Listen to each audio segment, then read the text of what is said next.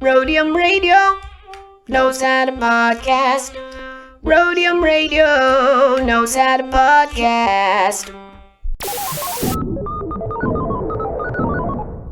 Yeah, Dr. Dre is in full effect, and I gotta tell y'all a little something.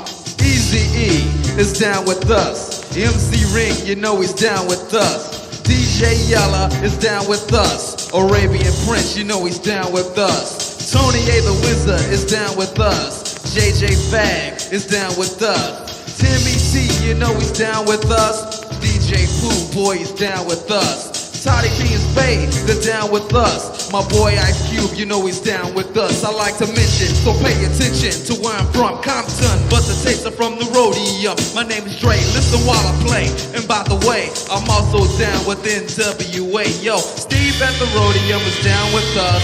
Slanging funky tapes, it is a must. We're number one. Tony A. Tony A. When you're ready, go. Welcome back, everybody, to Roadium Radio episode 26, and I'm Tony A, the Wizard, your host. But before I introduce my special guest, I have some special announcements I want to make. First and foremost, yesterday, Lonzo from the World Class Wrecking Crew honored Steve YANO, the late great Steve YANO, the one that I based the Roadium MIXTAPE DOCUMIXERY on, and he blessed them with this plaque for being an unsung hero for his contribution that he did to the West Coast. And Susan YANO, his wife, wasn't able to make it, so he asked me if I could pick it up and give a little speech, so I did. So I'm thankful that Lonzo invited me and other people were there to receive the reward. So once again, this plaque was for Steve YANO. For some reason, when I posted it today, people thought that it was for me. No, this is for him, and I will make sure that it gets to his family. Now, very quickly, some of you have been DMing me, inboxing me, hitting me up on YouTube about the Roadium MIXTAPE CDs. I have still 4 that I'm making available for $25. If you hit us on the super chat today, it would be $25 for 4 of them. They're at the value of $10 a piece, and these go back once again. This is 88 Boom and Bass, was done in 88. Features Ice Cube, Eazy-E, JJ Fad, and Tone Loc. 24/7, 86 in the mix, and High C. High C is actually how we got our record deal when I did I'm Not Your Puppet for the first time on a mixtape. Somebody said, is that the dirty version? Yeah, that's the fucking long, dirty, perverted version. So if you guys want it, hit us on the super chat, $25. Make sure you screenshot it. Send it to us at roadiumradio@gmail.com, and we will get that out. Somebody's been asking, when are you going to send mine out? Because we sold some a couple of days ago. My thing is, I want to send them all by bulk. I don't want to send them all one by one. So I'll get that out to you this week. Once again, the Roadium MIXTAPE DOCUMIXERY, you can get it at DOCUMIXERY.com. You can also get the apparel that I'm actually wearing now. Other than that, you can reach us on all platforms. You should be able to see that on the screen. Somebody said, are we on iHeartRadio? Yes. Are we on Anchor? Yes. Are we on Spotify? Yes. So you should be able to see that throughout the show. My last announcement is somebody said, Tony, I'm not that computer savvy. How do I subscribe to your YouTube page? Well, if you're on it now, all you have to do is just hit where it says subscribe. That's it. Just click where it says subscribe. There's not going to be a button. Click on the word subscribe and then hit the bell to notify you whenever I upload new content or whenever we go live. But without further ado, I would like to introduce my guest, one of my most requested guests by many people. Have been wanting to hear an interview on Little One. So once again, all the way from San Diego, my good friend, Little One, thank you for coming, brother. Oh, man, it's all good. Thank you for having me. Yes, man. You know, there's a lot to talk about. So what I want to do is, I know we're still in January. You'll be the last one I ask. I want to ask you, how were your holidays, beginning with Thanksgiving? Thanksgiving was great. It was a feast. Christmas was great. New Year's was great. Everything has been good, man. Yeah. A lot of food. A lot of food and a lot of food. Do you eat a lot of turkey, man? Are you a turkey guy or more of a ham guy? I'm a turkey guy. For reals? Yeah. Okay. And Christmas, you give out a lot of gifts or you get a lot of gifts? I have a very small, intimate circle. I don't have a lot of family. So, you know, there's not too many people involved. But the people that are close to me definitely got some love. Okay. Where did you spend New Year's at? Were you like 92.5 had an event, a party, and they had like different rooms, different music. So me and my girl were over there and we did it up. It was good. Really? Yeah. Okay, that'll work. You guys did the countdown and everything? The whole shebang, man. It was really cool. It was a lot of different, people of all ages, different races. It was calm. The ambiance was good. The music was good. Like everything was good. I had a really good time. That's a good thing. It's all about having a good time. I had a good time over here in a blanket and a pillow watching the Dick Clark show. That's what I did. You know what? I really don't get out much. Like I don't go out at all. It's like the first New Year's in like a long time that I actually did something. So it was good. Okay. Now, before we get into the music, or what have you done? What are you doing? And what can people expect from you? I want to ask you a couple of questions, man. Yeah. Seen any good movies lately? Yes. Well, let us know, man. Irishman is good. I like that. What was I saw today? My mind is a little blank, but I probably saw every movie on Hulu, every movie on Vudu. Fire Stick? Fire Stick. Every movie, you name it, bro. Like we saw one today. I've been watching a lot of the Power series. Okay. You like the Power series? Yeah. The Irishman was good. I don't have titles, bro. I binge all day on the movies. Okay. I don't have titles. Okay. Irishman was good. Yeah, I like that one.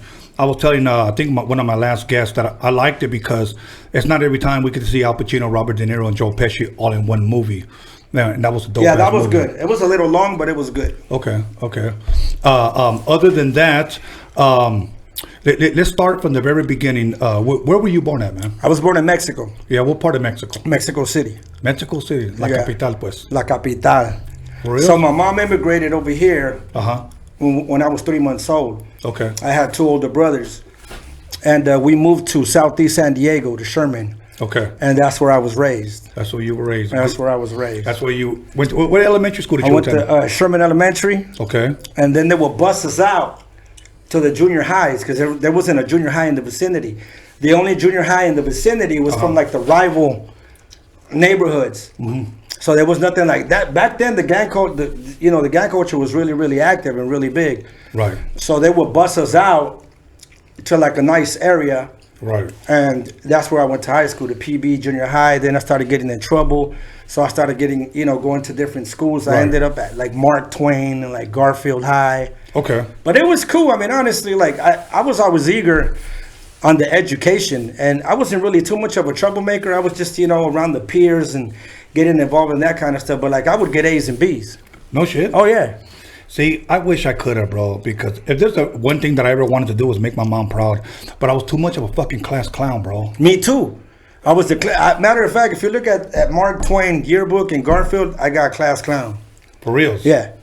Is that why the video, you're like the Joker? Yeah, man, like that's my personality. You know what I'm saying? Like I'm a goofball, like all the time. Like sometimes, like even when I was young, I'd say things like, hey, I finna get ready to go to the store. Does anybody want something? And they'd be like, what did you just say? I said, I fin to get ready to go to the store. Does anybody want something? Or like if you're driving, I'll be like, hey, you're going to be making it right at the light. So I just implement like goofball shit every day. Dope. That's just who I am, man. Like I'm a big believer that you just have to be yourself. You know what I'm saying? Right. Like when I got into the music stuff, if you notice, like my early stuff was like spooky stuff. Right. You know what I mean? Because I've always liked like the dark type of music. Like I literally go into the studio, bro, and this is like like they'll tell you, like I'll go in and I'll be like, have you heard Children of the Corn? No, what is that? And I'll be like, play that. Okay, put this drum beat.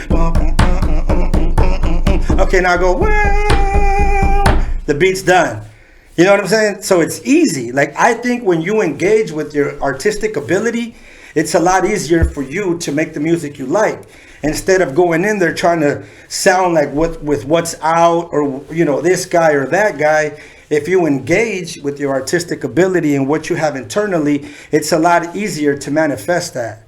And I've never been afraid of that. Even when I went from the spooky shit to like my rock shit, you sold out. Like how do you sell out? What validates that you sold out? Because you touch base with another, right. You know what I'm saying, genre of music, right. Or this is for blacks, Okay, well, we grew up listening to oldies. Who sings oldies mostly? Right. Blacks. Right. You know what I'm saying? So there's a lot of hypocrisy. Right. But you got to figure that shit out within yourself. Right. Right. At least I did. Good. Good. Okay. Let's go back a little bit to the beginning. Growing up in a Mexican home, your mother and your father, what type of music could you say you were raised with? Let's say with your father. What would he play? I didn't meet my dad till a few years ago. Okay. Yeah. Okay. So my mom, you know, it was Spanish, los Yonix, you know, los Tigres del Norte. Right. But my brothers, they would play hip hop. Okay. You know what I'm saying? So my brothers were banging out Beastie Boys, Run DMC. They're playing basketball, Curtis Blow. So there was always music in the house. So, you know, when the beat was playing, or like, because there was a little park next to my house, and that was the spot.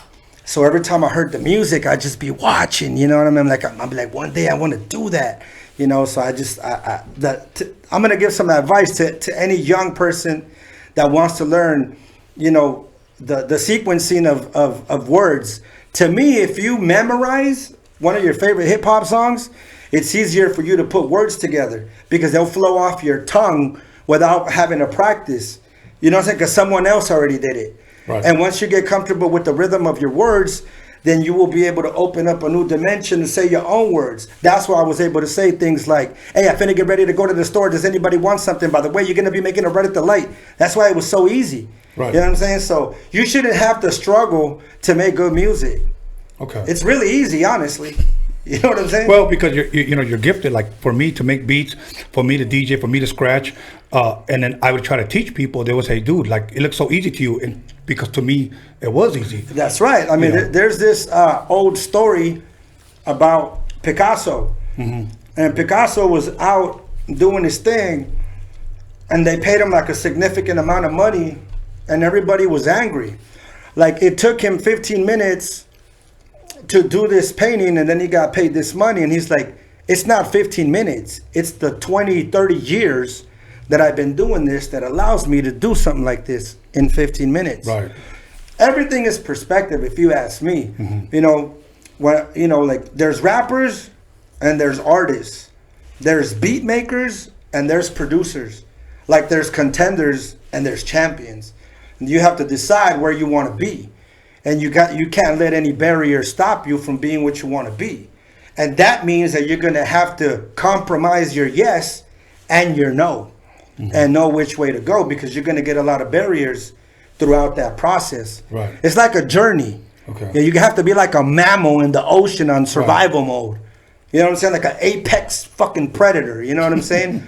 And you got to kind of like send text messages to yourself, read them, observe it, and decide, like, do I really want to do this? I mean, I've heard rappers, and I'm going to say rappers, not artists, say, like, well, I got to see how this does first. And I'm like, no, I've done albums that I thought were the greatest that didn't do half as good as an album that was just okay. You know what I'm saying? Yeah. I've done shows that I put so much into that 200 people showed up with an amazing lineup. But that never stopped me. You're going to fail and fail and fail and fail, but you're also going to win and win and win and win. You just can't let anything stop you. You know what I'm saying? Yeah, yeah. How many brothers and sisters do you have, brother? I had 3 brothers and 1 sister. My older brother passed away in a car accident. Today's his birthday. Oh, wow. Yeah, he died 14 years ago in a car accident. Wow, I'm sorry to hear that, brother. But we got divided. We got divided really young because my mom got sick when I was 15. Okay. She got a brain tumor and then she passed. So my 2 older brothers had their own pops. And my little sister and my little brother had their own pops. Okay. So when she got sick, like these dudes came and grabbed their kids and bounced out.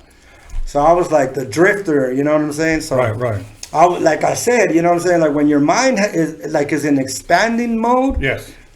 You see everything, you know what I'm saying? And like they say, like, I don't give a fuck what anybody says. I had a wonderful childhood. Yeah. You know what I'm saying? I've seen it all, you know, from death to hypocrisy to you name it, bro. You know what I'm saying? But you just have to be able to dictate what you're going to be and what you're not going to be. Right. And if you think about it, if God gave us the capacity to understand everything that happens to us, there will never be space to learn. You know what I'm saying? Right. So he gives us a bit of capacity to understand that the problem is the message. But a lot of people focus on the problem and not the message. And I was one of those. I've been on the other side of this, where I was a fucking walking nightmare. You know what I'm saying? Yeah. So it's a process. You know what I'm saying? So like, and even then though, when I was like at my worst, I was still able to make music and sound like like it was great. Right. Like I don't like a lot of my old shit. I listen to it and I'm like, fucking turn that off. You know what I'm saying? Because I know I wasn't at my best. Right. You know what I'm saying? Like you as an artist, if you know you're not at your best and you replay a recording, you're not gonna be proud of it because you know you're better. Right. You know what I'm saying? When you clear the clutter internally and you go record, you're recording on a different dimension, on a different level, on a different capacity, where you're able to do what you really want to do because you have cleared out opinions and what people say and what people think. When you stop giving a fuck about that, right, then you can really be you. Right. You don't go in there with some fucking opinion or, oh, what is this person gonna think or what are they gonna think? When you start removing what people think about you and assumptions and just be the best you, the best fucking you really does come out. You know what I'm saying? That's good, man. That's just my opinion. No, that's good. I would like to talk a little bit more about that mindset that you have, because you know what? You have that winning mindset, okay? And I like that in people. I like that in people because I come across people all the time. Like earlier, when I told you, I said, you know what? Maybe I'm one of those weird guys, first of all, because I really ever get sick. I really ever get headaches. I really ever get depressed. You never really see me down. I'm one of 10 kids, okay? And I deal with family members that are always depressed, you know. Yeah. Some are happy, some all depends what's going on. But to me, I'm always the same. You know, people always tell me, how you doing, brother? I said, I'm blessed, brother. As long as I open my eyes, as long as I'm not dead, jail, in the hospital, I'm blessed, okay? Yeah. Now let me ask you this. This may seem a little weird. What type of movies did you grow up watching as a kid? And there's a reason why I'm asking. So. Honestly, bro, I everything is diverse in my life. To be honest with you, I can't give you an honest answer and tell you this is the type of movies that I watch, because my life is like a huge maze. You know what I'm saying? Even when it comes to music, like I don't listen to hip hop music. I listen to like Stained and Linkin Park and Sade and Weezer. You know what I'm saying? So it was the same with movies. Okay. You know, because when you're young, you're really not in control of the movies like an adult. Like right now, we can just browse and be like, hey, this is a crime thriller. Let me put this shit on and see what it is. You know what I'm saying? Because when you're young, there's somebody putting movies on for you. You know what I'm saying? Right. So when I was like in my teens, it wasn't even about movies. I was still dealing with trying to function in dysfunction. You know what I'm saying? Yeah. Trying to get a clear sight in the darkness. You know what I'm saying? Okay. Because you start tussling with things that you don't know how to tussle with. Because I'm sure, dog, like, you know, you come from our culture, and our culture is very powerful enough to either destroy you or elevate you. Right. So you got to find that balance. So if I tell you, I watch these movies, like when my brother was watching the movie, I would sit down. You know what I'm saying? And Beverly Hills Cop, fucking, you know, crime thrillers, horrors. Like I like hip hop, spooky music, but I really don't like horror films. Okay. You know what I'm saying? I mean, I've watched all the Jason movies and the Friday the 13th, but I'm not a big fan of them. Right. You know what I'm saying? Okay. So it's like, I don't know, like you say that, oh, maybe I'm just a weird guy. Like, it's not that you're weird. It's just that your mental capacity is at another level. Like, there's more people that think the same than people that don't think the same. Right. That's just what I've experienced. You know, as a kid, I grew up, of course, like a lot of people, watching Laverne and Shirley, you know, What's Happening, Sanford and Son. All that. Happy Days. You know, Happy Days. My dad introduced me to a lot of black and white movies, a lot of horror movies, whether it be, you know, Boris Karloff, Lon Chaney, you know, just a bunch of weird movies. And that's why sometimes you kind of see shit on my table that kind of represents stuff that I grew up with. You know what I'm saying? Yeah, my brother did. He used to watch all the Star. As a matter of fact, the first movie I ever went to was Star Wars. Really? With my older brother, yeah. Okay. And my mom would watch Spanish movies. Of course, I grew up watching her damn novelas, which I never enjoyed. But we couldn't change the channel. And I think that's what I mean. We Yeah. weren't in control of the channel. Right. Right. You know what I'm saying? Right. Back then, you were the remote control. Cámbiale. You know, so we had Cámbiale, to- you yeah, know, so yeah. we had to The change little it for brown them. box. Yeah, exactly. So, but as far as music, I was raised. My mother listened to Spanish music. My dad also, but my dad also listened to a lot of like English music.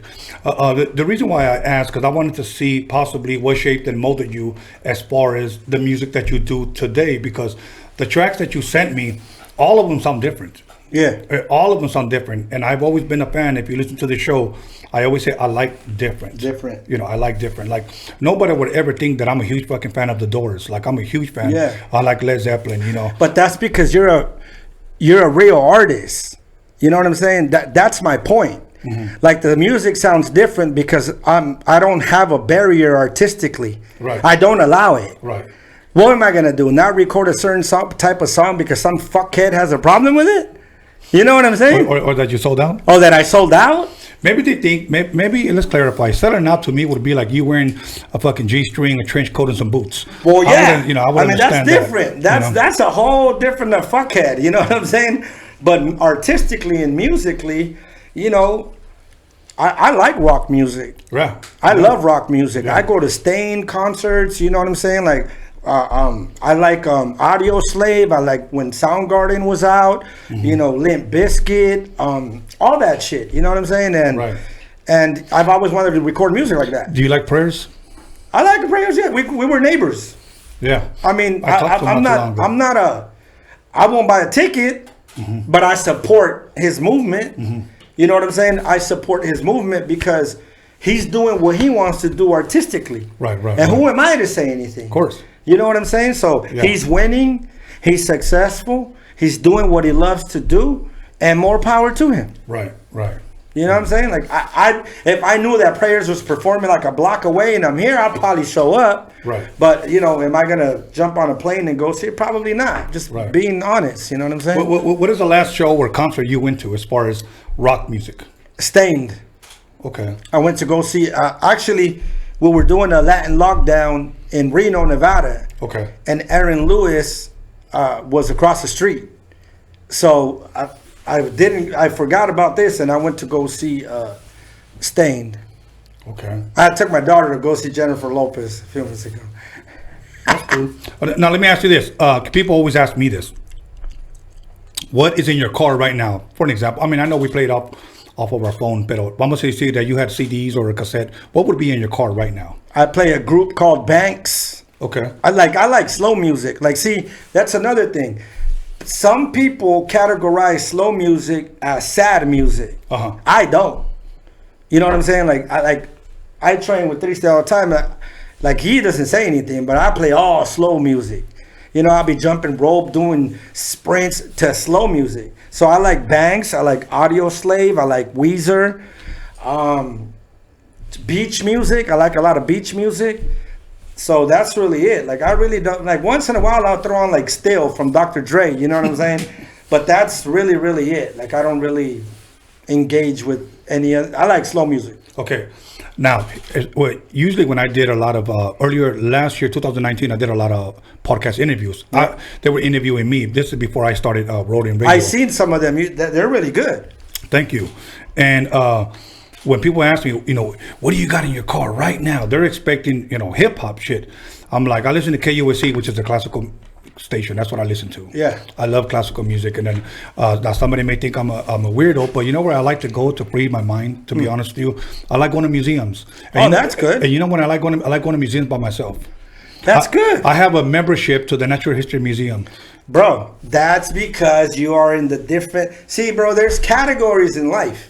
And we all belong in different categories. You know what I'm saying? Like, I have categories in my mind, and I know where everybody belongs. But you got to place them there. Like, you're in a category of your own because the traditional person, what you're doing is non-traditional. But because we were domesticated. It's like, if we grow up... Check this out. Like, if you grow up, when you're growing up and you're eating a soup, right? And somebody tells you, hey, finish that soup. What are you doing? There's people starving here. Like, what's wrong with you? Oh, shit. then you eat the soup, and they're like, oh, that's my good boy. Like, you just got tortured and complimented at the same time. You know what I'm saying? Right. That's our traditional thing. So as we get older, it's like we tell our kids, hey, don't waste that food because of the way that we were domesticated like that. You know what I'm saying? Right. But that's traditional. Like, I got kicked out of catechism. You know what I'm saying? Because they're like, well, I'm like, well, how do I know that what you're saying is true? Right. Like, who are you to say that I need to do this? Like, I don't need to do this. What are you doing? The Catholic aerobics? It's Daniel. No, yeah, right. Okay. And the lady was like, you know, you need to. I said, I don't need to do shit but breathe. You know what I'm saying? So they kicked me out of catechism. Same in school. Right. You know what I'm saying? Like, how do we know all the history? But how do we know all of that is true? But you have the right to believe that because that's non-traditional. Right. You go into the museum, it's non-traditional to the person that are traditionally around you. But I bet you there's another 100 million people that like going to the museum just like you. They're just not part of the same Right. culture. You know what I'm saying? You know, it's funny. When I was a little kid, I used to love my mom's albóndigas, okay? Me too. And I never used to finish them because she was, ¿cuántas quieres? Dame como 10. Give me like 10, you know, albóndigas. So I would eat like 7. And then she would tell me, you know, there's kids in Africa que se andan muriendo de hambre. I just told you, yeah. And you know what I told her? Seriously, she got so pissed off. She goes, I will mail it to them. That's what, of course, I didn't mean it, but I was like, Yeah. you know. But I'm not going to eat it. Ya me llené. You know, I was one of those skinnier kids with a big ass fucking pop belly. Right. They used to call me the Mexican Ethiopian. So, but funny. yeah. But anyways, bro. That's funny. Anyways, bro, here's what we're going to do. We're going to go ahead and press pause right there. We're going to take a little break and we're going to come back and we're going to talk about what you're working on right now. Cool? Cool. All right, my brother. So once again, Roadium Radio, episode 26 with special guest. Okay, so make sure you guys call somebody, text somebody, slap the hell out of somebody, let them know that little one is in the building. We're gonna come back after a 10-minute break. Once again, whoever hits us on the super chat, $25, you get the 4 CDs. I'll mail them out this week.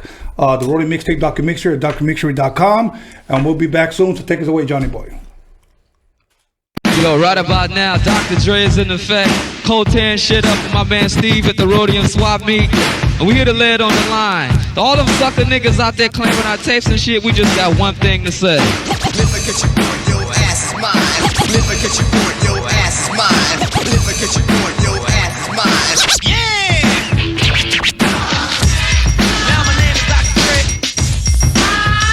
Now my name is Dr. Dre. Now my name is Dr. Dre.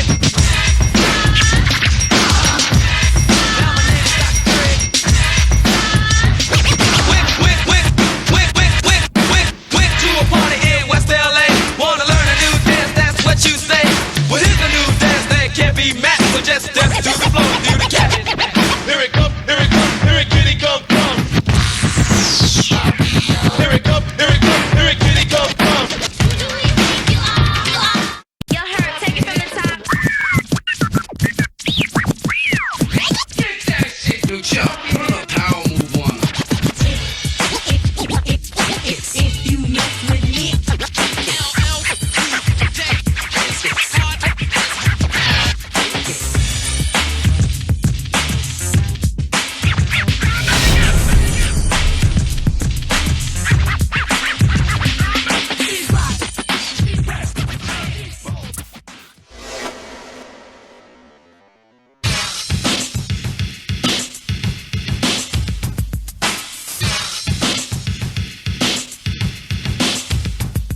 Hey, what up? It's your boy, Mr. Shadow from San Diego, Killer Cow. Chilling out with my homeboy, Tony A. the Wizard, on Roadium Radio. What's up, everybody? It's your homegirl, Magic Girl, and you are now listening to Roadium Radio with Tony A. the Wizard.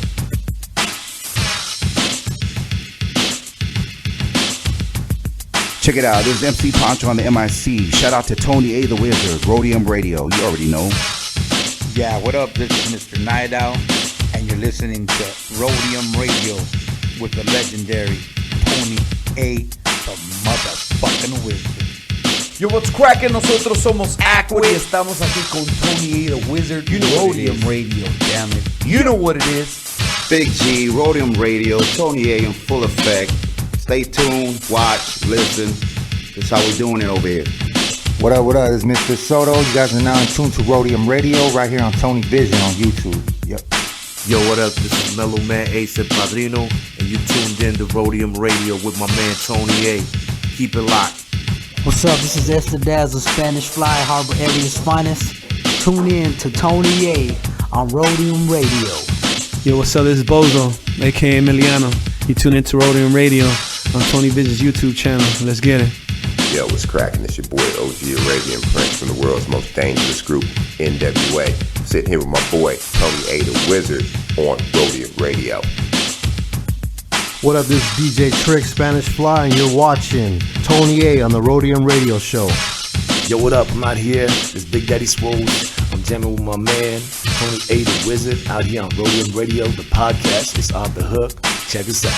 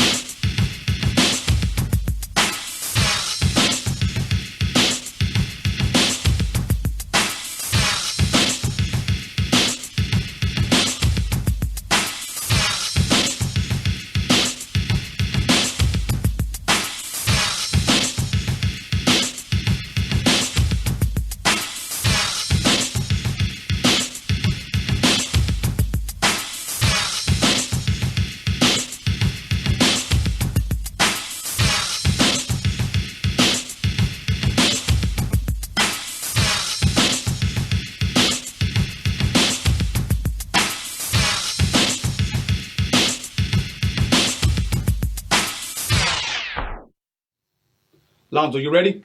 Yeah, I'm ready. You ready? Yeah, I'm ready. You sure? Motherfucker, I'm ready, goddamn!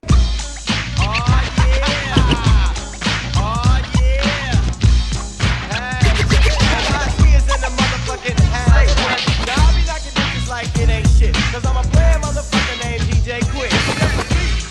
It's a full-time jack move. Billy Joe, yo, homie, make the track move. Freestyle, me, mama, keep the beat shifted. Sweat dripping, girl, is in the middle when you chill. Walked in the house, got shot. 1, 2, 3. Motherfucker, don't down this shit. This is it, y'all.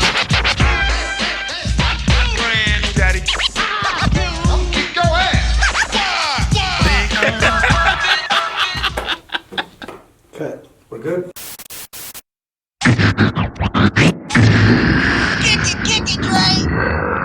Just do 1, 2, 1, 2. Right about now, Eazy-E and Dr. Dre's in the motherfucking house. Times are getting crazy, it's really hard to choose it. The Roadium's a spot to get funky, fresh music. Easy motherfucking E and my homeboy Dr. Dre. MC Ren is in effect, and you know we don't play. The Roadium is hitting, but you know you can't leave until you get a deaf ass tape from Steve. Oh Steve, oh Steve, oh Steve, just give me just one more tape. Oh Steve, oh Steve, oh Steve, just give me just one more tape. Oh Steve, oh Steve, oh Steve, just give me just one more tape. Oh Steve, oh Steve, oh Steve, just give me just one more tape. Yeah, man, I came all the way down to the Roadium spot, man, to pick up one of them NWA tapes, man. And I talked to homeboy Steve down there, man, and he said I'm fresh out of tapes.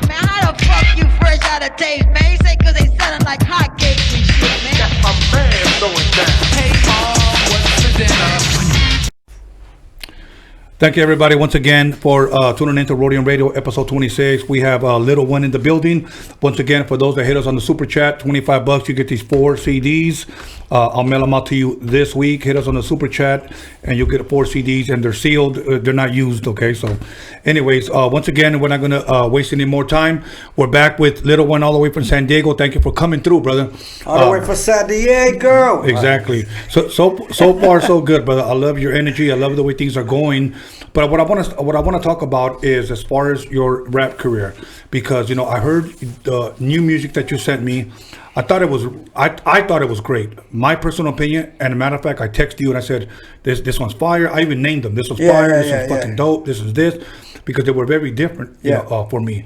But let me ask you, as a youngster, what was possibly the first rap song, if you can remember, that you heard? Beastie Boys. Beastie Boys. Do you remember Brass Monkey? Brass Monkey. Yeah, Beastie Boys, and then like Run DMC, Hard Times. It's Like That. They're playing basketball. 8 Million Stories. Okay. Music along those lines. At what point in time do you remember thinking, you know what, I'm gonna go ahead and start trying to write shit, start trying to rhyme? Did you just mimic those songs and you figured? At first, yeah, because I was in elementary school, so I would mimic those songs. And I remember on career day, DJ from 92.5 went, and I was like, hey man, so like, what is it like? And he was, I'm like, I thought that was just like gigantic at the time, you know? And so, I just started writing. I was 10 years old, and then it's funny because at that time, there was an older guy from my neighborhood that was doing neighborhood raps for the neighborhood. Okay. His name was Clown. And Night Owl was doing neighborhood raps for his neighborhood at that time, too. So they were like 2 really popular neighborhood rappers. Okay. You know what I'm saying? So I was like, I want to do that. So when I was 12, that Clown from Sherman took me to the neighborhood DJ, and they put the instrumental of Genius of Love, which I ended up using on one of my albums. So I was 12 and I did a neighborhood rap. So you would hear all the older homies throughout the whole, and they got around, you know what I'm saying? Like everybody knew everybody, you know? And that's where it all really started, you know what I'm saying? Like after I would go to all the quinceañeras, like the big homies would come, tell my mom, hey, we'll bring them right back. And they would take me to do the quinceañeras, and then they come drop me off. You know what I mean? So that's how I got like popular in the neighborhoods. Okay. So when I really, really came out, everybody already knew me because of those neighborhood raps. And about how old were you at this time? You said around 12? When I did a neighborhood rap? Yeah, it's on YouTube and all that. Really? Yeah. Okay. And about what year? Do you remember? It was in the mid 80s.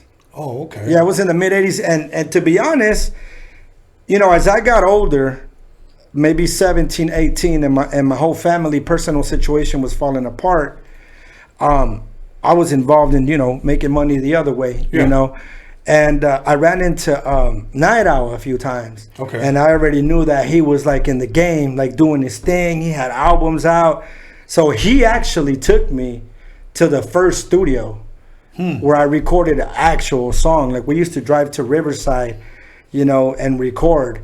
And that was like the first time that I actually went in a studio and recorded like, in a studio. Right. And you were a teenager at this time, correct? I was, no, when I went with Night, I was about 18. Okay. And now when you did that Genius of Love instrumental rap song, was that a cassette or a CD? They were just cassettes. And was that one or multiple songs? I did a whole bunch of those later. Okay. I did like Smurfy's Dance, More Bounce to the Ounce. It came a time that I didn't even know what the fuck I was saying. You know what I'm saying?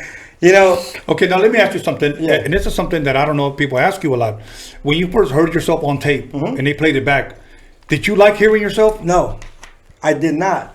To this point, like when I hear my older stuff, I don't like a lot of it.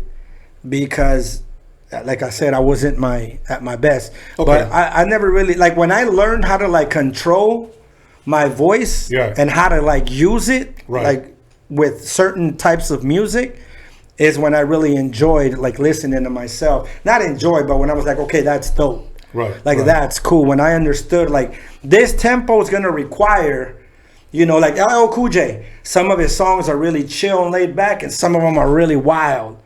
You know what I'm saying? Like, and I would always say, like, oh, I'm gonna do my LL Cool J shit right now, or you know, I'm gonna do my, you know, hype shit right now. Right. But that was when I became more, you know, when I engaged with my artistic ability. Right. But when I was younger, it was just all over the place. You know what I'm saying? It was just like, let's go record. Let's go to the studio and just say a bunch of stupid shit, you know? Right. The reason why I asked about your voice is because... I sounded like a squirrel. Really? So, yeah. You know, it's weird because when I was doing these mixtapes, obviously there's a collection of like about 80 mixtapes because I did a lot of R&B, a lot of house, a lot of hip hop, and a lot of electro funk stuff.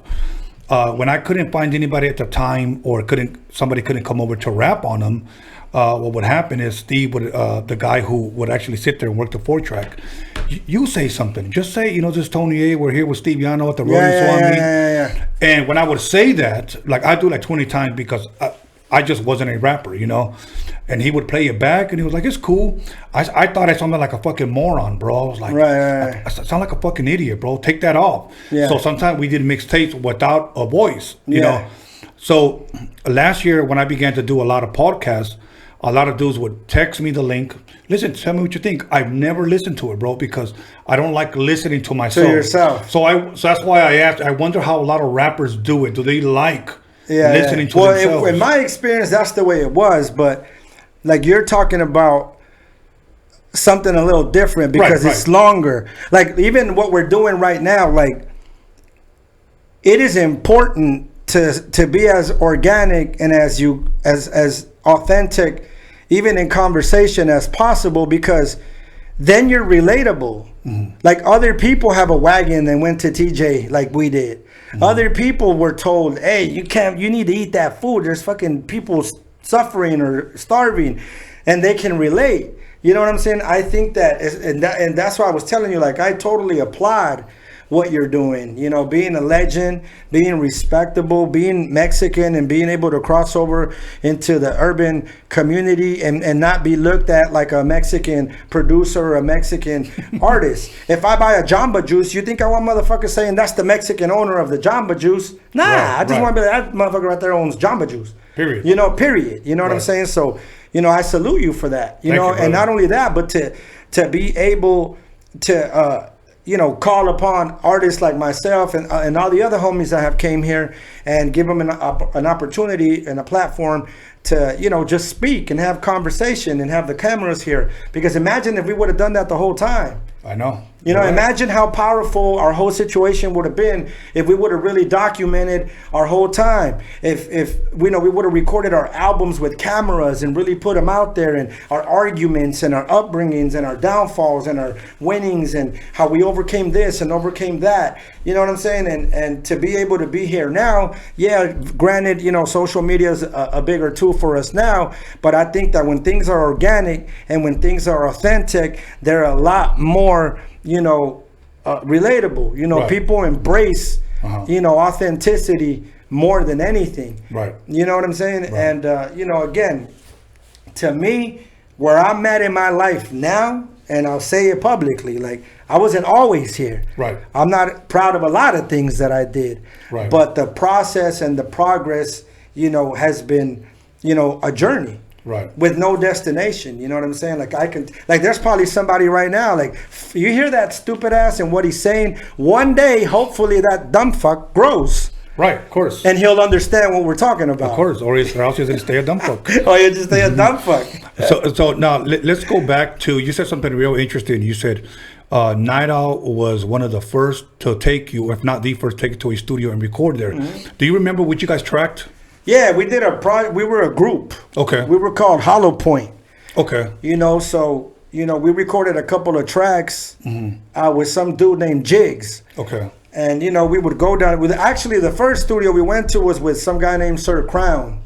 You know, and we did like an oldie song, and then we went over there, and You know, we became a group, Hollow Point, and Okay. you know, we were recording songs at the time, and that's when Eazy-E was blowing up with Bone Thugs and Harmony. And you know, on a drunk night, I called Eazy that number on the phone, and I left like 20 messages. Fucking Jerry Heller calls me the next day. I tell Night Owl, we fucking go to Ruthless Records. We meet Eazy, we meet Jerry. He sends us to Mark Palladino in Inglewood.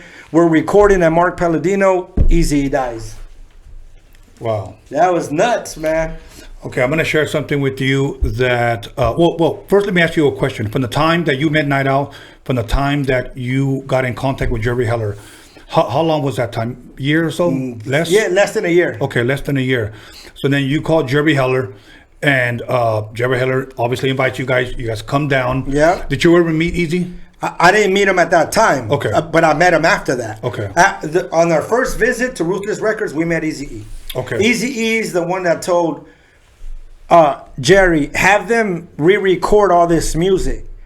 So he sent us to Mark Palladino's, where Ruthless Records was recording Cocaine, MC Ran, Above the Law, all those records. Right. So we met Eazy-E then, that day. Okay.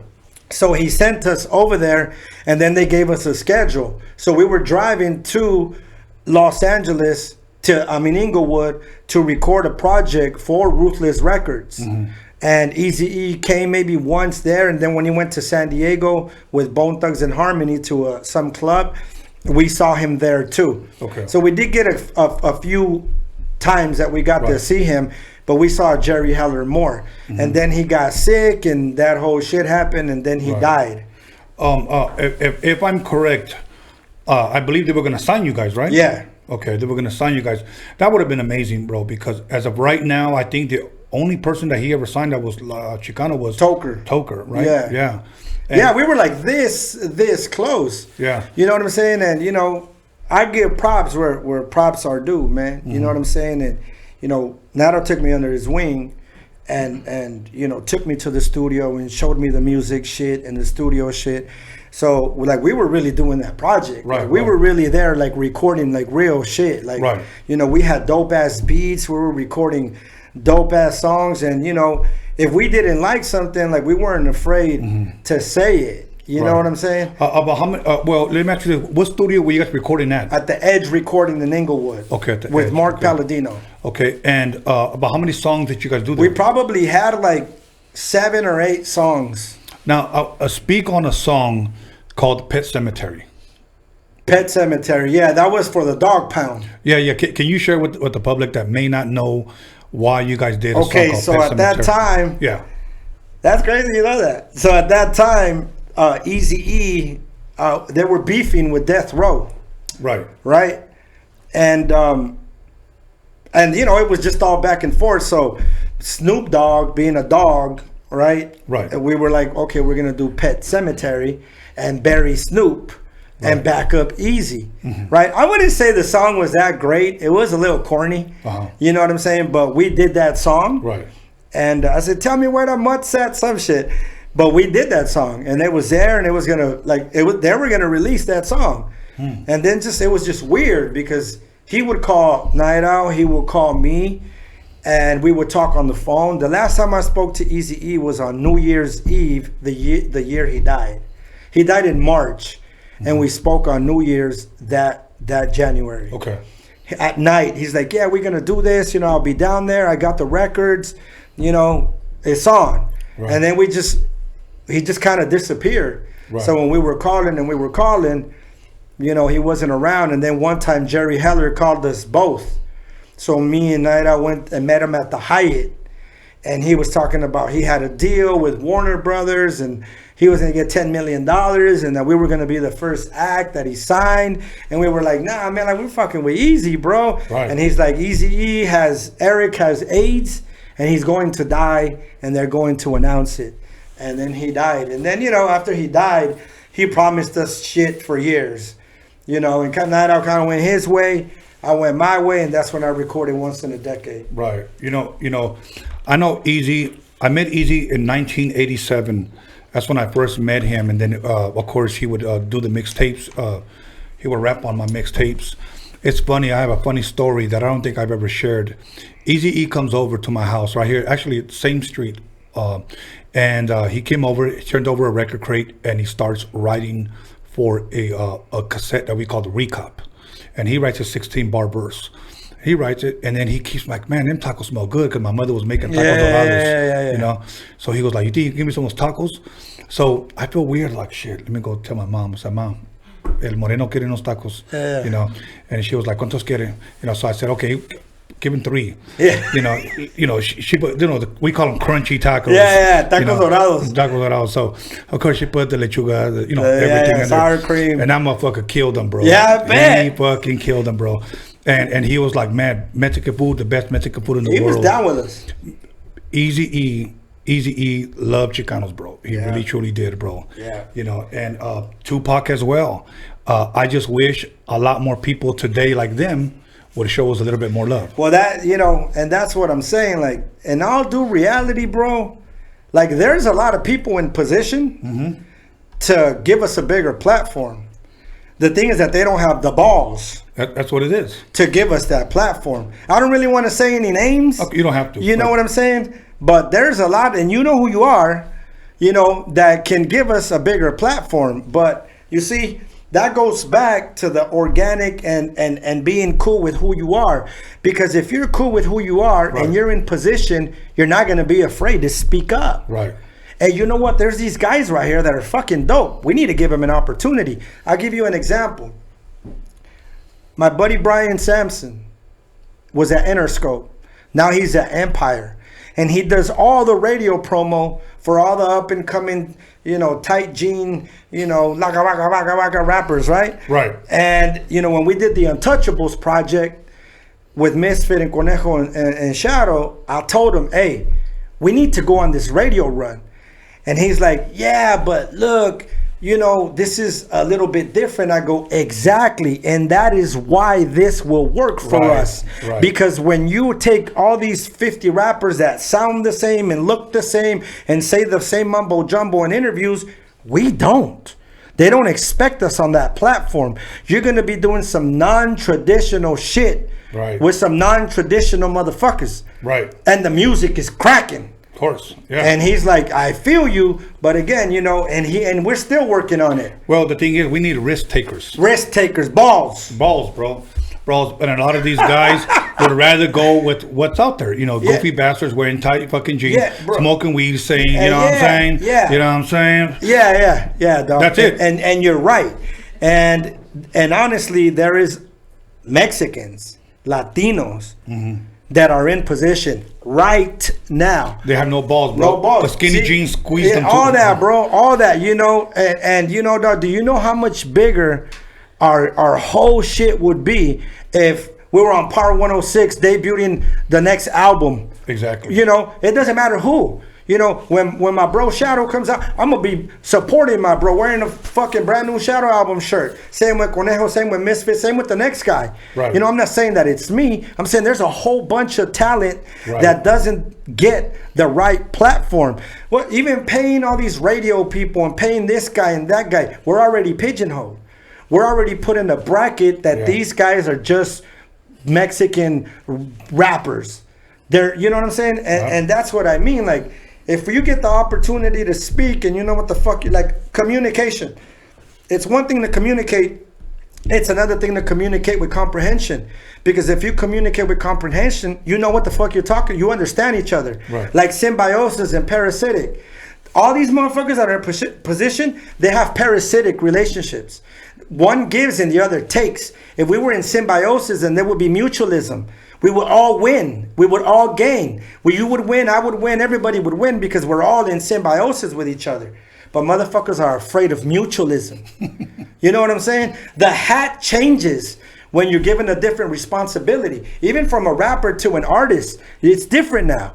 A rapper wants to get paid for the night. An artist is trying to get paid for the decade. Right. You know what I'm saying? Of course. Even putting people on, that comes with a lot of responsibility. Let me ask you something. What do you think? Just why do you think? You may not know, or you may know. Let us know. Why do you think they have no balls? They have no balls because they are afraid, bro. They are afraid. They think that the position that they're in will last forever. Yeah. Think of how many times you've had a couple of $100,000 and you confuse it with 20 million. Yeah. I know there's been times where I'm like, I'm rich as fuck you, and fuck you all. Then it's like, whoa, wait a minute. Wait a minute. I got $5,000 left. Yeah, you know, so I think they're afraid of losing their position. So in a sense, like non-hypocritically, I can understand that that's their paycheck and that's how they eat. But again, you have to have that title because people love what you do and who you are.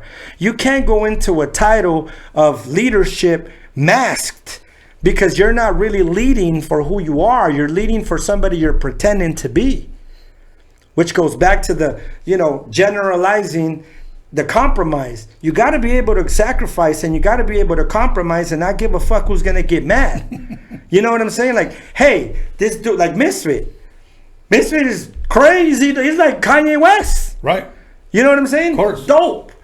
Now imagine if Felly Fell said, Misfit, come on my show on Power 106 from 4 to 6 and we're going to play your records. The dynamic would change. Yeah. Because they're going to look at him with different eyes and listen to him with different ears because he's at Power 106. Why should what we're doing right now not be as big as that? That's why I applaud you and I salute you because it's the same. Whatever 100 people are there, whether 300 are hating and 200, they're still watching. They're still watching. Of course. They're watching. They're faithful subscribers. Yeah, bro. So, and it needs to, we can't stop. We got to keep going. That's what I'm saying. Like, whether you're 18, whether you're 28, whether you're 30, whether you're 40, with 50, 60, you got to do what the fuck you love to do and let nothing stop you. I've done records that I thought were fucking dope that didn't do shit. Did that stop me? Fuck no. I went back to the studio and did some more shit. Right. I've met artists and I'm like, look, I'm putting this whole shit together. These artists are gonna, oh my God. They go to the show, 200 people show up. In the end, bro, that doesn't dictate that the event wasn't great. Maybe the public didn't respond to it because we don't have this platform to promote it the way that it should be promoted. We're limited. Any radio station will take your money to promote, but you really have to be patient and you have to engage with time. You may speak too soon and ruin a relationship that can really be beneficial to you if you're patient. Time and patience are the greatest warriors of all fucking time, bro. And I've been on the other side of it. I've spoken too soon and made hasty decisions and ruined good relationships that could have helped me. But because I spoke too soon and I was in a parasitic state, there was no symbiosis. You know what I'm saying? Mm-hmm. If you're patient and you take your time and you just chill out and you keep doing what you're doing, the moment will come. You put in the work, you'll get the result. But you don't dictate that. Mm-hmm. Time does. You know what I'm saying? Yes. Let's go back a little bit where Eazy-E passes away. May he rest in peace. And I will say this, okay? I had a lot of love for Tupac. I met him once. I seen him at another time, but I didn't go out to him. But I met him when he was about 19 years old in Oakland. And Eazy-E passed, but Eazy-E's death really, really hurt me. Like, that one really hurt me. So you and Night Out pretty much decided to go separate ways. You did your album. Yeah.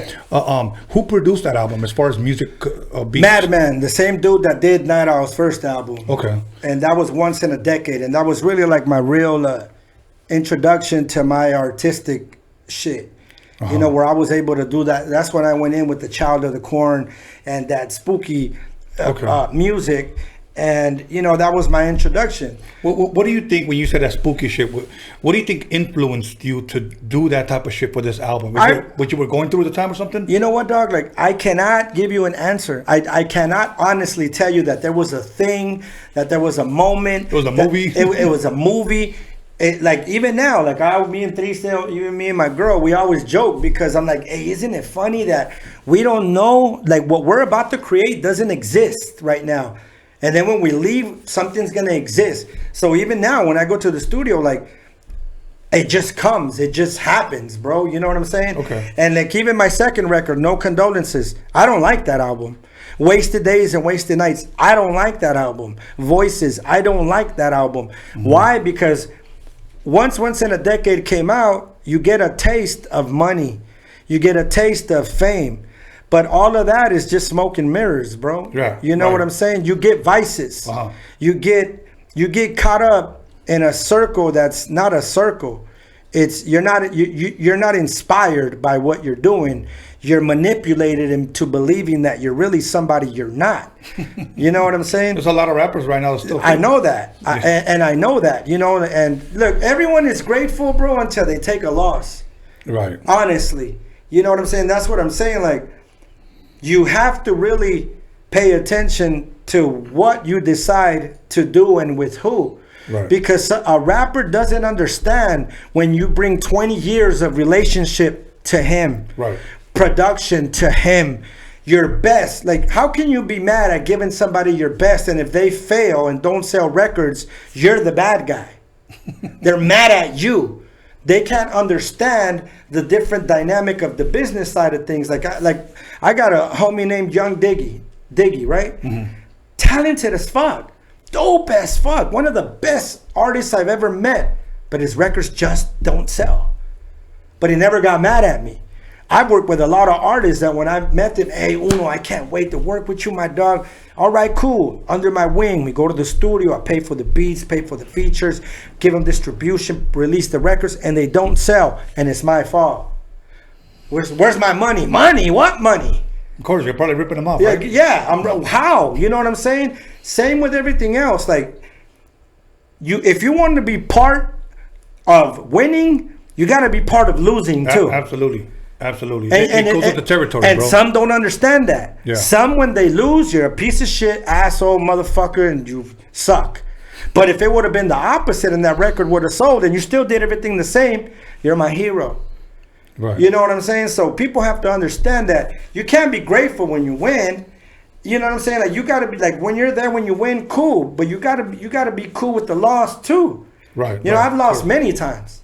You know what I'm saying? But it never stopped me. And again, some people don't understand the caliber of this conversation. Right. You know, a lot of people see me and they you know, exactly, dog. Like, oh, he's a weirdo.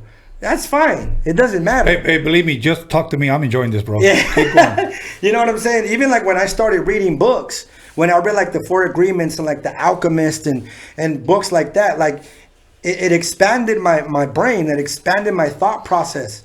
You know, and let me stop you. I encourage our listeners, honestly, to pick up a book every once in a while. Absolutely. You know, I saw a quote one time that says, cheat on your phone with a book. Yeah. And I agree, bro, because I'm a book reader. In my room over there, I have about 1,000 books. That's dope. I read a lot of more ancient history than pretty much anything else. So. And you see, bro, but again, you're engaging with something that's feeding you nutrients. You're giving your internal space nutrients. And when you have nutrients, you're able to grow.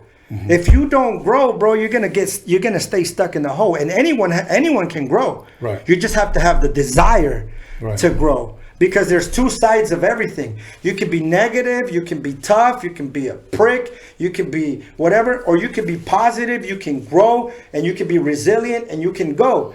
And I promise you that the end result's gonna be better over here than it is over here. There is no middle. There is no middle. That's just the truth. There was a time that if somebody told me, "What the fuck are you looking at?" I'd be like, "You and your mama." And if now you tell me what you're looking at, I'm not looking at anything, bro. I hope you have a great day, bro. You know what I'm saying? You know, because I like that. If I really reacted to anyone and what everyone has to say about me, I'd be in Pelican Bay in the shoe program right now. Right. I like to go boogie boarding. I like to go eat with my girl. I like to watch Netflix all day and bake cookies. Who gives a fuck? Exactly. You know what I'm saying? Dope. I like that, man. So here's what we're gonna do. I want you to hold that thought, bro. Hold on to those cookies. We'll be right back. We're gonna go ahead and take a 10-minute break. Once again, $25 to the super chat. I'll mail these out to you this week. The Roadium mixtape documentary. Let me continue to remind you of that. Like I said earlier, you know who I was talking to? Chris the Glove Taylor and DJ Unknown, and I told him that this documentary, I will put it up against any West Coast documentary right now. It took me, John, and my boy DG 2 years to finish, 1 year of shooting and 1 year of editing. So I gave 2 years of my life to this man named Steve YANO, so that his name would not be, if you will, lost in West Coast hip hop history for this contribution that he did. So once again, it will be worth it.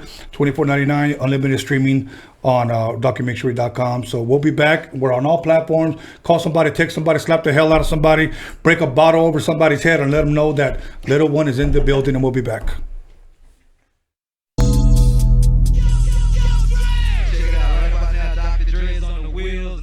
Cold tear shit up. AOD, you got a level? Steve, hit record, man.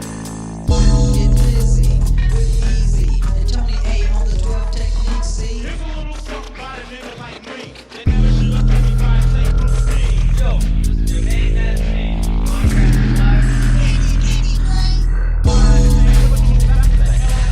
You don't like Tony A or fuck. I'm rocking shit at the Roadium.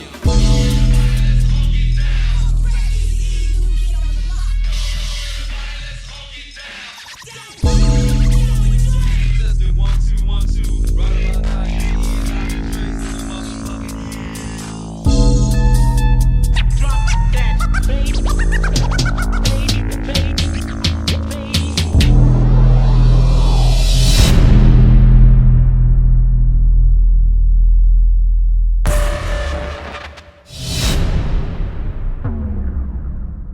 And we heard about this young kid from the Harbor area named Tony A.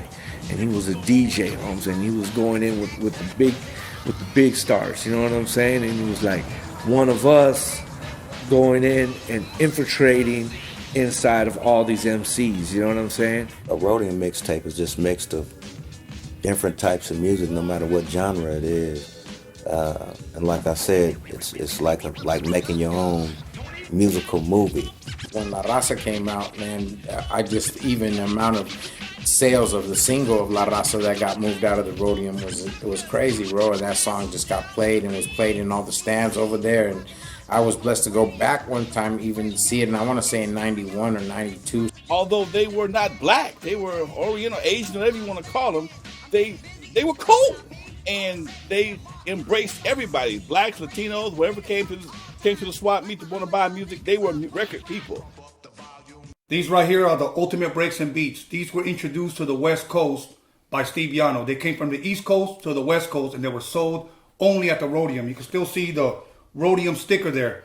And these are called, once again, the ultimate breaks and beats. If you're a DJ or a producer, you better know what these are. If not, don't call yourself a DJ or a producer. Me and High C right here, we know about these. Back in the day, I would have doubles of everything.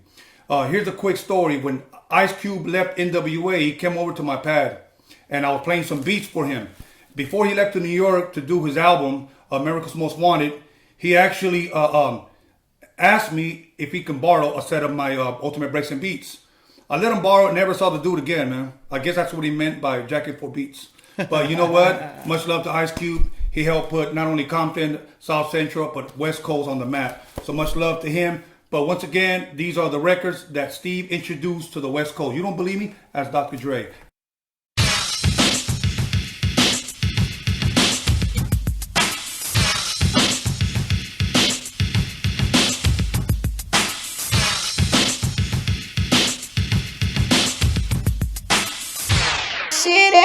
City of Wilmington, we keep it rockin'. So come on, shake it for me, Kelly.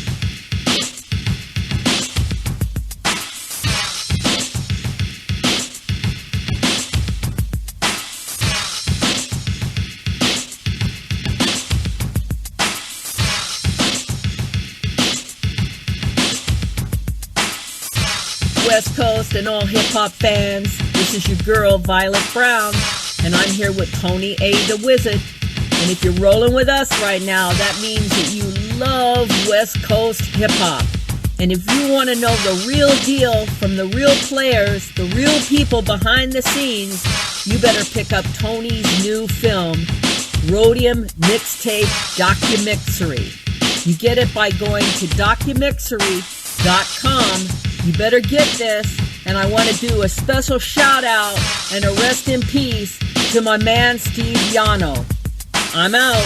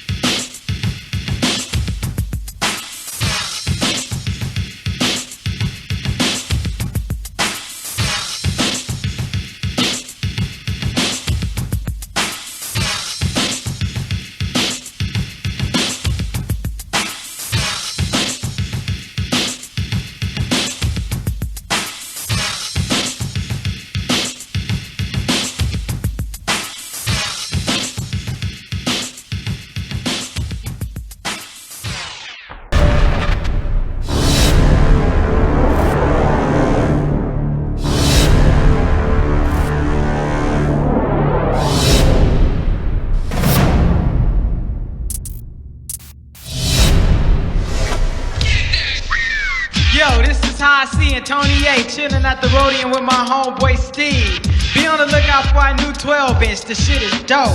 Yo, I like to say what's up to my homeboy Dre, my homeboy Prince of Jazz, and the girls with the big ol' ass. So Trip, I'm about to bust one more time to let y'all niggas know just what's on my mind. In the morning, police at my door. Fresh Adidas squeak across my bathroom floor. Out my back window, I make my escape. Didn't even get a chance to grab my old school tape. Mad with no music, but happy cause free. And the street to a player is the place to be. Got a knot in my pocket weighing at least a grand.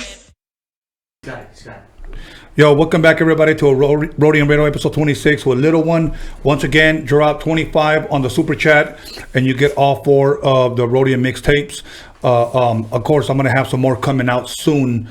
So be looking out for those. People say that, well, you know, you still have the same ones.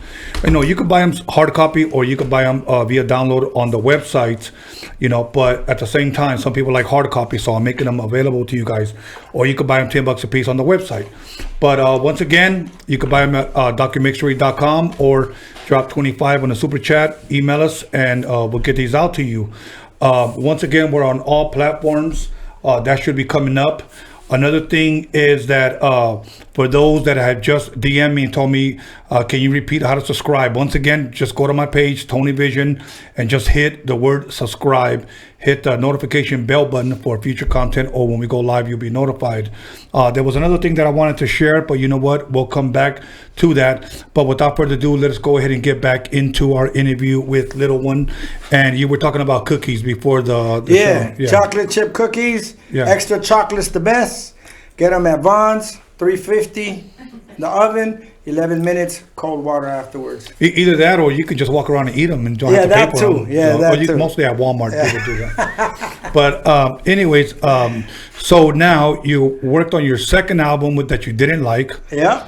what was your third album? Wasted Days and Wasted Nights, which I didn't like. Okay, now, at the time, did you like them? No. So, you did it, you said, I don't like it, fuck it, let's release it. That goes that's back to doing things for the wrong reason. Let me get this bread real quick. Let me knock out this album real quick. Yeah. You know, that. But, you know, like I said, like when you get into a space where you're more structured and you're more aware and more observant of the things that are significant and important, then that shit doesn't matter no more. Your value to yourself matters more than the loot. Right. You know what I'm saying? Okay. And then, like, I've always said, like, I'm not going to do something that I feel I'm going to devalue myself. I'd rather not do it or do it for free because I want to do it for free. Right. Than be the guy that anyone can call up and say, I could get a verse from this guy. No, you can't. Right.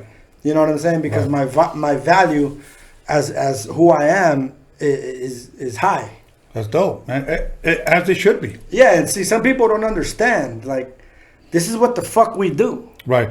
No, you know what they're going to say? Ese cabrón yo se cree mucho. Yeah, That's of what they'll course. say. Of course. But who's saying that? Of course. Who, like... The faithful subscribers. Yeah, exactly. So anyways, but we're not going to shine light on them. So now, there's a lot of things that I know about you, meaning as far as your music history, but I always ask questions from a fan's perspective because one dude hit me up, he goes, hey man, whenever you interview people, it almost seems like you don't know nothing about them. And I'm like, dude, my questions come as if a fan was sitting right here and I want to know. Yeah. That's how it comes. I think you're a great interviewer. Thank you, brother. Appreciate it, man. No schooling, high school dropout, and here I am. I like your hats. Thank you, brother. Oh, dog. Thank you. This is my boy, Influence, Willie G from the city of San Pedro, who blessed me with these hats, bro. Nice. So, and the shirts, my shirts at the nice. Roadium MIXTAPE, DOCUMIXERY apparel.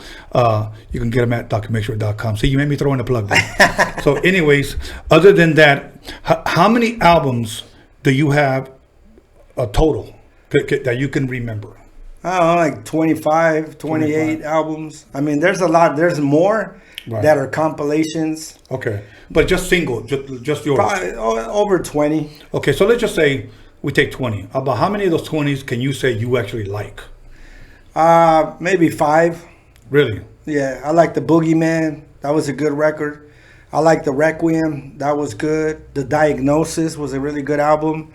Cold World was a really good album. But my new Ruthless album is going to be bananas. Yes, I've heard like it. Bananas, like for real. Course. Like, you know what I'm saying? Well, I heard it. And what did I tell you? Yeah, you said you put the fire. Yeah, the fire. And you said that it was different. Very different. That's what I like. Look, let me tell you something.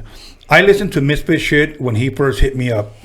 And I was very fucking impressed, bro. I really was. I actually gave it to my boy John motherfucking Elkins. John motherfucking Elkins. Yeah, and I told him, yeah, man. I said, listen to this, and he loved it. He loved it. Your shit is the same way, bro. Thank you. Obviously, it's different from Misfits. It's your own. And I like different, you know, because we're not listening to the same bullshit that the radio's belching out. You know what I'm saying? Yeah. You know, we have so much talent just within our people. We do. But we have people in high positions that don't have the fucking balls. Period. Yeah. To say, you know what, fuck it. Let me go ahead and throw Misfit. Let me go ahead and throw, Little One. Of course. Let me go ahead and throw fucking this Shadow. Guy, yeah, you for know? sure. But they don't. Fuck it. We'll just keep bumping so and so. This bum. Let's play it safe. Yeah. You know what I'm saying? I like his patent leather pink. You know, Air Force Ones. On the way over here, I was like, "What in the living fuck is this?" Yeah. What the fuck is that? Pants so tight you can see the veins on their ass. Yeah, you know what I'm saying? bro, that shit is nuts. And sagging. You know, but I don't get it. You know, so if I offended anybody that wears skinny jeans. Nothing personal. Yeah, nothing personal, but it's facts. I had a guy here one time that OG rapper from my era. This fool was wearing skinny shorts, okay, and sagging, and he didn't have drawers on. You could see his ass crack. Oh wow! So I just told him, man, what the fuck? What's going on here? You know, and then he just said, well, you know, these are expensive shorts, you know, skinny shorts that you're not supposed to wear, you know, underwear with them. Oh shit! That's what he told me, and I was like, okay, check this out, bro. Imagine me wearing some creased up Ben Davis with no fucking drawers on me, like go commando in the hood. Like that shit's just not gonna go, bro. Not. You know, It's but not. you know, I guess they want to move with the time, so whatever. So now, this album, tell us a little bit about this album, bro. When's it dropping? Who produced it? Why is this so different to you? Why is it bananas? It's bananas, bro, because of where I'm at in my life right now. My artistic and my creative juices are just like full of endorphins.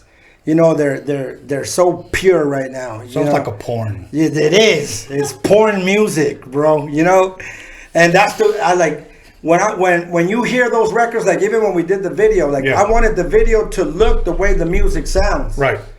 You know what I'm saying? So there's a couple of tracks from Misfit, and there's a couple of tracks by Steve Vicious. Okay. That's the production side. But again, you elevate your thought process, you elevate your ambiance, you elevate your program, you elevate where you are. You're gonna record in that state. The results of you doing shit like that, you know, you're gonna be able to tell. Right. You know, I'm gonna say something because, and I usually try not to do this, but I'm gonna do it. On the comments, I was reading some of the comments during the break. Okay, some very, very good, some not so good. But one thing one comment tie that the haters and the non-haters have, none of them can say that you cannot rap. Of course. Not one of them. Of course. Not one of them denies your talent. Yeah, of course. You know, they may just say, I don't like his hat. Yeah, you know, whatever the fuck it is. Yeah. I don't like his cat. You know, whatever. Yeah, you know, but no one denies that, bro. And when they listen to your new record, they're not going to be able to deny that. You know? And you know what? I've always said that, you know, there's good music, there's great music, and there's spectacular music. You know, right now where I'm at in my life, I'm on that spectacular shit. Okay. You know what I mean? So I'm really excited about it. You know, I'm going to do 2 videos a month that are going to be unbelievable. When you see them, you will be on that wow shit. You know? Well, I like the one I saw. Thank you. I really like the one I saw. You know, it's funny because, dude, it's like talking to you. You are the Joker, homie. I like that shit. I like that shit. I was told that I was Batman. Okay. By somebody. That's kind of an inside thing. But anyways, yes. But I like the visuals, bro. Thank you. As a matter of fact, I sent it to him and I go, I want you to check this out. Because he filmed videos, John motherfucking Elkins. John motherfucking Elkins. And he we need a likes it, shirt bro. that says John motherfucking Elkins. It's coming. Okay. .com. Okay. But that shit was dope, man. Thank you. That shit was dope. So now is that video out right now? Like people can actually see it on YouTube? Yeah, it's out. It's out. You know, I premiered it on Instagram, and it's up on the Don't Sick Music Group channel. Mm-hmm. And you know, again, man, like I don't worry about the views. I don't worry about the comments. I don't give a fuck about any of that. I fucking release good, spectacular, amazing shit. Right. And again, it's not egotistical. I'm not saying I'm better than anybody else. I'm not saying you suck and I don't. Right. I'm saying that I'm very confident in what I do. Right. You know what I'm saying? Right. I'm very confident in what I do, and no one's gonna change my mind. I like that. You know, one time my daughter said something, and somebody said, "You sound really cocky," and she said, "No, I'm just confident." Yeah. And I taught her that. Yeah. But it's very, very true. I remember one time she stated facts about someone. Somebody goes, "Man, you're talking crap about that person," and then she said this, "No, I'm not talking crap. I'm just stating facts." Stating facts. That's it. You know, there's an old saying that I learned from a homeless man, and he told me that there are certain people that can do certain things, but certain things have to be done a certain way. And some people understand that, and some people don't. Some people just say, huh? Some people say, huh? Yeah, like I remember when I was at Garfield High, and my science teacher, this goes back to the traditional thinking. He said that in his 20 years of teaching, he said a riddle that nobody had ever guessed. And the riddle was that there was a man, and that he was going home, and that he saw another man with a mask, and he turned around and went the other way. Why? So nobody guessed it. Because traditionally, when he said home, everybody thought he was going to his house. I guessed it. It was sports. He was on third base and he was going home. So he was going to get struck out. So he ran around and went the other way. This fucking guy took a picture of me. He fucking blew it up. He gave me a year passes to fucking Sizzlers. But again, the reason why I was able to guess the riddle is because I'm doing your non-traditional thinking. Right. If you live your life non-tradition, not that there's nothing wrong with tradition, but there's more to it. Right, of course. There's absolutely more to it. You know what I'm saying? So I stay true to who I am. I stay true to my root, but I'm also going to explore the atmosphere. I'm going to explore the galaxy. And that means that I'm going to do that in every sense of the word. I'm going to do that as a parent. I'm going to do that as a boyfriend. I'm going to do that as a brother. I'm going to do that in my training. I'm going to do that in my music. I'm going to do that in every single thing that I do, you know, as a friend, in whatever I do. Right. And that doesn't mean that someone else is going to be able to understand that. That goes back to the communication with comprehension, because a lot of people communicate, but they don't communicate with comprehension. There's a fucking big difference. Right. I understand. When can people expect this album to drop? Ruthless is going to drop March 29th. Oh, wow. The day after my birthday. Oh, yeah? I'll be 52. All right. You're looking sharp, bro. March 28th, bro. I'm trying, brother. Believe me. You're looking sharp. I drink a lot of water. Not this holy water. But I drink a lot of water. I try to eat good, and I work out 5 days a week. And, you know. Yeah, when I first saw you, I was like, this dude looks fucking great. You know what I'm saying? And that's like taking care of yourself. It's like sometimes I see pictures of me with my arms. I'm like, holy, I look like I swallowed a goat. You know what I'm saying? And I'm red and puffy, and because I wasn't taking care of myself. But again, when you take care of your spirit, it goes back to everything else. Yes. You know, when you take care of your spirit, you take care of your thought process, your nutrients, your peace, your serenity. You know, it comes off in the way you live. Right. So again, you have to be able to engage with the complete journey. Someone can respect you only when you win. If they're going to be part of the process, you have to understand that, because honestly, the losing part is the most important part. Mm-hmm. When you lose in life, because when you lose in life, it shapes you. Right. Or like they say, like now in life, right? Losers hang out with losers. Crackheads hang out with crackheads. Ball players hang out with ball players.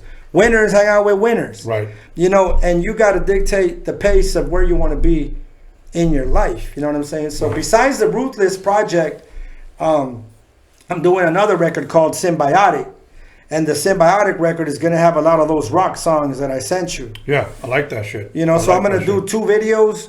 You know, and not only that, but I want to give it up to, like, even my boy Triste. He's got a dope-ass project coming out. My boy Finis in San Diego, he's one of the dopest, bro. Like, he's on some next level shit. Uh-huh. He's got his album coming out, and I'm going to do a record with him called The Duo. And that's going to be dope. My boy Jot Flames. I got Loco Negro from down here. Is dope as fuck. Bozo's dope. You know, Villain 1 in San Diego. Panther, Crimes, Lonely, Vision, Prada West.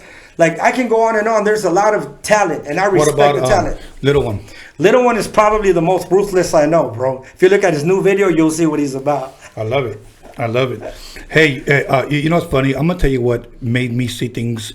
I mean, I don't think this was a turning point in my life, but it makes a lot of sense. I saw a quote one time when I was reading a little something about Steve Jobs, you know, the Apple guy, okay? Yeah. One of them said, think different, okay? Non-traditional. Yeah, you know, it's that simple. And one day he was explaining when he was creating the Apple computer, and his competition was Microsoft. So somebody said, Microsoft came out with this. What are we going to do? And here's what he said. He said, I'm not trying to be better than my competition. He said, I just want to be different. Yeah. And there's a lot of rappers today that are trying to be better. Yeah, bro. And we spoke on that, though. Yeah. You know, again, like, that's the traditional thinking. Like, that's why he was who he was, bro. And that's why he's always going to be. There's only one Steve Jobs. Right. You know, like even Shaq, I saw an interview on Shaq the other day, and you know, when he first got his contract, he was in some building, and he was waiting for his turn to go speak to somebody. And while he was waiting, there was like little kids, and he was like making them laugh or whatever. So then the dad came out, and he's like, "Oh man, like I like you. Come here. Like you're here to look at this business side." It ended up being the people from Google, and told him, "We're gonna give you an opportunity to invest in this." 15, 20 years ago. Now he has a share in Google. Wow. And you know what, dog? It just came from him being him. Yeah. From him just being him. Honestly, like if you're in the game, just be you. Yeah. You know, just be you. Like even like my boy like Lottie the G. We're gonna do a video to the song Special. It's a dope ass record, and that we're just trying to keep it as organic as we can. Like he was like, man, the ladies, the people in love, they're gonna love this record, and you really don't hear that. Right. You know what I'm saying? And that's what's dope about it, you know? And shout out to Lottie, his new album, The Streets, coming out. I have a question that Love for the Streets. I pretty much present to everyone that comes up here, and I don't believe it applies to you, but I want to know what you think about it when I ask you. Okay, what is Chicano rap? See, that's another thing too. Like people get mad at me all the time because I always talk about it. To me, it's not even a particular sound. It's a bracket. It's a category. It's a pigeonhole.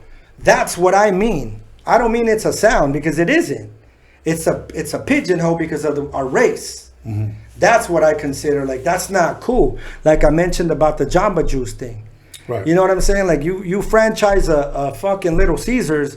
You don't want to be the Mexican guy that franchised Little Caesars. You just want to be the dude that franchised it. Right. You know what I'm saying? So the whole Chicano rap thing, like, it's fucked up. Like, it's cool that, you know, some people look at it and admire it and all that, but it's beyond that. Right. You know, like Shadow was saying, like, you don't walk into a fucking place and Eminem is in the white section and, you know what I'm saying? Like, Right. it's just music, man. You know what I'm saying? Right. That's what I mean. Like, I'm not saying I'm better than this guy or I'm doper than this guy, but I'm going to focus on what I'm going to do. I'm not going to focus on the next guy and what he's doing. I don't give a fuck. Right. I don't give a fuck what he thinks about me. I don't give a fuck what he has to say about me. None of that shit matters to me. I roam around and I don't go looking for problems and nothing, but I'm out. You'll find me at Krispy Kreme Donuts all the time. Dope. Then you see me at Dunkin' Donuts. Hey, dog, Krispy Kreme is the place to be. Dope. Okay. You know, so now, well, you kind of answered my second one because my second question was going to be: is it a good thing to be known as a Chicano rapper? I mean that depends on the person. Right. Everything depends on the person. You got to remember, everybody thinks completely different.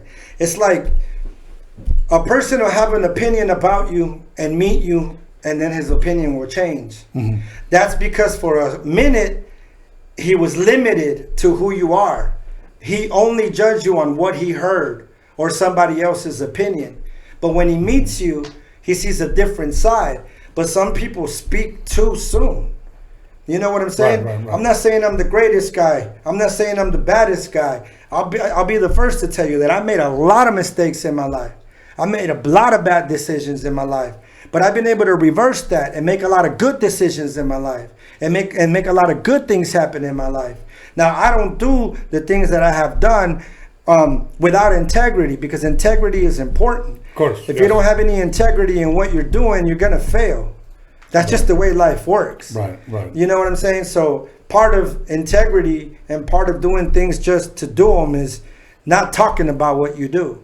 Not recording when you go help that homeless man.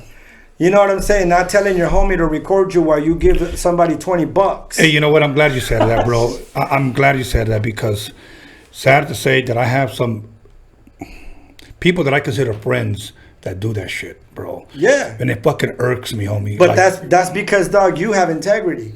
You know, and again, it's all on the person.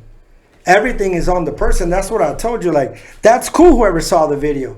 But do I really sit here and do I need to get 1 million plays? Like, nah, you know what? I did that shit. I love doing that shit. I did it just the way we wanted to do that shit. And we put it out 100% happy about that shit. Can you imagine, bro?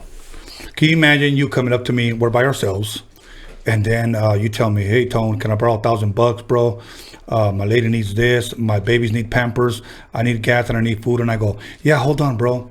Yeah, here's the 1,000. Yeah, exactly, bro. I see that, bro, and it honestly really fucking, you know, if you guys get anything tonight, get this. Don't do that shit. Yeah. Don't do that shit. Yeah, man, and again, honestly, and some people don't understand this, and some people think it's corny. Even I thought at some point it was corny, but the importance of growth. The importance of growing just as a person. Absolutely, bro. When 100%. When you grow as a person, dog, your whole perspective changes, and it shows in your character. It shows in your decisions. It shows in the way you carry yourself. It shows in the way you live. Right. You know what I'm saying? And there's still, you know, one of my friends told me one time that there's more bad people than good people and more fake people than real people. And depending on where you're at in your life, you're gonna make that call. You know, but in all due reality, dog, like, we are the masters of our domain. We are the ones that control our circle. How, like you said, you wake up, you're happy. This is your home. You go to the gym. You take care of your kids. You hang with your grandkids. You're doing what you love to do. You're building a platform. I wake up whenever I want. You do whatever you want, but you work for that. Yes. You work for that, and along your journey, like, I don't mean to cross any boundaries with you, but I'm sure you made some mistakes along the way. Absolutely. Okay, so you learned from them, and they became lessons. Yeah. You know what I'm saying? Absolutely. And that's me. That's where I'm at in my life now. See, like, to me, I like to tell people when they come on here, don't look at it as an interview, look at it as a conversation. Because I learned a lot from people like yourself that made a lot of mistakes and said, you know what, bro, I fucked up. Yeah. And I was a youngster at the time when I would listen to a lot of old people. I did this, I did this. I met one guy had fucking 7 wives. And he said the reason why he had 7 wives, because he couldn't fucking stop cheating. Yeah. And then he tells me, you meet one, stay faithful. Yeah. Okay. And I was like, yeah, you're right, but it's true. It's true, you know. Yeah. So I learned a lot of what I call nuggets, you know, words of wisdom, or you know what I'm saying, things that you can apply to your life. Yeah. So and that's what made. Actually, I had a man at the age of 22 that I met. He's the one that got me into reading ancient history, because before I was just fucking reading Teenager magazine and fucking Lowrider magazine. Yeah. But my mind grew and I grew. You know, so when people actually talk to me, I'm not this hip hop guy. You know, I don't talk hip hop all the time, bro. That's something that I love to do every once in a while. Passion of yours. But that's not me. You know what I'm saying? Exactly. Me is that you know what, little one, let's go grab a cup of coffee and let's go walk over there by the museum or to the museum. I want to show you a T-Rex. Exactly, bro. So, and you see, again, that is who you are. It's like me. I have a pretty basic routine that I do every day, like you said about your training. Like, I wake up, I take my daughter to school, I go to the gym, I train, I go get some Jamba Juice, I go to my house, you know, do some laundry, pick on my daughter. You know, that's it. On the weekends, me and my girl chill, we watch movies, we go eat, whatever. But but the things that I do are productive and positive to me, to my life, to my ambiance, to my circle. And that's really what it's about. No one else pays your fucking bills. Right. No one else's opinion really fucking matters at the end of the day. You don't like my shit? I don't give a fuck. Cool. Whatever. You know, why are you on my page if you don't like my shit? Keep it pushing on me. Yeah, you don't like me? Cool, whatever. I don't give a fuck. You know what I'm saying? Like, at the end of the day, I'm going to be me. Right. I'm going to do what I'm going to do to make myself better every single day. Right. You know, and again, that's why you have to be careful in the game too. Right. When you put on a different hat, a promoter hat, a CEO hat, it's different than just being homies with another artist, because your level of responsibility changes. Like, when everybody's under the assumption that you're going to blow up, that they're going to blow up, or everybody's under the assumption that this show is going to fucking be a sellout and everyone's going to get rich and the record doesn't sell and the fucking show doesn't sell, you're a dickhead and an asshole and a fucking piece of shit. You know what I'm saying? Of course, yes. And that's not cool. The more people that we get that understand, bro, that sometimes you win. You think we win some and you lose some just came out of nowhere? Right. That's been a thing for ages. Yeah, for ages. Absolutely. You know, and I understand sometimes when it's all said and done, there's more said than done. But also, there's a quote that says that in order to lead an orchestra, you must turn your back on the crowd. Right. And to me, that applies to me in my life now. You know, I've grown since a year ago. I've grown since 2 years ago. Right. I've grown since 3 years ago. And, you know, it's just, everything is a process. Right. So where I'm at right now, musically, you know, I love where I'm at. Right. Because I have the freedom internally to do what I want. I have no restraints. Right. I have no mental restraints. I have nothing holding me back from doing what I want to do. Awesome. You know what? There's something that I read a while back, and I'm a paraphrase because I don't remember word for word. Okay. But it said something like, if you're not ready to be ridiculed, to be talked about, to be talked down upon, then you're not ready to be successful. Absolutely. And it's true, because that is going to come. Absolutely. That is going to come. So it's like the more people talk about you, it's almost like, here's the way I see it. I must be doing something right. Absolutely. You know, absolutely, man. Because people will go out of their fucking way. Tony, I don't like your shirt. You know, like I've seen dumb shit like that on my comments. That's why I tell people I no longer read my comments anymore. Because Tony, you know what? I didn't like your last guest. I didn't think you handled it well. I had somebody wrote me an email on because I was telling them that I was doing a documentary on Chicano rap. Yeah. And he wrote me a long ass fucking paragraph on why I didn't qualify. So I told John, you know, all being sarcastic, okay, I throw in the fucking towel. I'm fucking done. I'm gonna go inside. I'm gonna get into the fucking blankets and I'm gonna fucking cry myself to sleep. Because that one dumb motherfucker told me that I don't qualify. Yeah. Here's the way I think. Let's keep it pushing. Of course. Let's go get some mariscos. Of course. So that's it. And you know, Dog, and that is important. Yeah. It is important to have that frame of mind. When somebody says to me, did you hear, before they're done, I'm like, who cares? I don't give a fuck. You know what I'm saying? And, right. you know, again, when your self-value is pure, that's what matters. I'm going to give you a quote. Tell me who it is.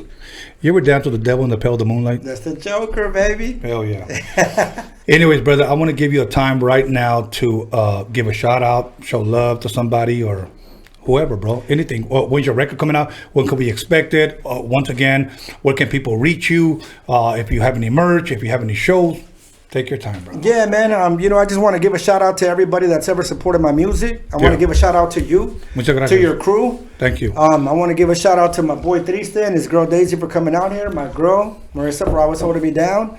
I want to give a shout out to anybody out there trying to grow. Anybody out there trying to be better. Any artists out there struggling, keep on going. You know, time and patience. Don't speak too soon. Don't make hasty decisions. Keep on going.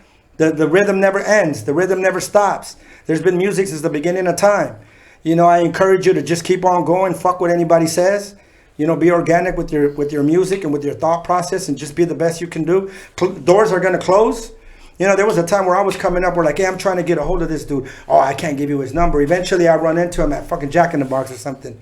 So the opportunity will eventually come. Right. You know, so I want to give a shout out to my boy Finis, my boy Job Flames, to Lottie the G, to my boy Vision on Escondido, Villain 1.